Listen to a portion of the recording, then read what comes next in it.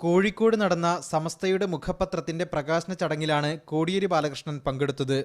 മുഖ്യമന്ത്രിയും ആഭ്യന്തരമന്ത്രിയും പങ്കെടുത്ത ചടങ്ങിൽ കോടിയേരി ബാലകൃഷ്ണനായിരുന്നു ശ്രദ്ധാകേന്ദ്രം. ആദ്യമായിട്ടാണ് സമസ്ത എന്നെ ഒരു പരിപാടി വിളിച്ചത്.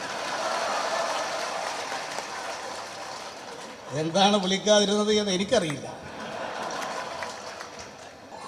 ഞാൻ അന്വേഷിച്ച് നോക്കിയപ്പോൾ ഞങ്ങളുടെ പാർട്ടിയുടെ മറ്റുള്ളവരെയും സമസ്ത വിളിക്കാറില്ല.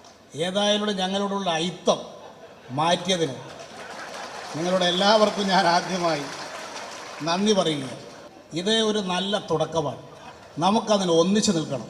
മുസ്ലിം ലീഗിന്റെ ഉന്നത നേതാക്കളായ പാണക്കാട് ഹൈദരലി ശിഹാബ് തങ്ങൾ, ഇ അഹമ്മദ്, PK കുഞ്ഞാലിക്കുട്ടി എന്നിവർ വേദിയിലിരിക്കെ കോടിയേരി ബാലകൃഷ്ണന്റെ പ്രസംഗത്തിന് മാത്രം സമസ്തയുടെ പ്രവർത്തകർ കൈയടിച്ചു. സമസ്തയുടെ ചടങ്ങിൽ കൈയടിക്കുന്ന പതിവ് ഇല്ലാതിരിക്കെയാണ് ഈ സംഭവം. CPMന്റെ പ്രമുഖ നേതാവിനെ പതിവ് തെറ്റിച്ച് ചടങ്ങിലേക്ക് ക്ഷണിച്ച സമസ്തയുടെ നടപടിയിൽ ലീഗ് നേതാക്കൾക്ക് അതൃപ്തിയുണ്ട്. MK Shukoor, media 1, Kozhikode.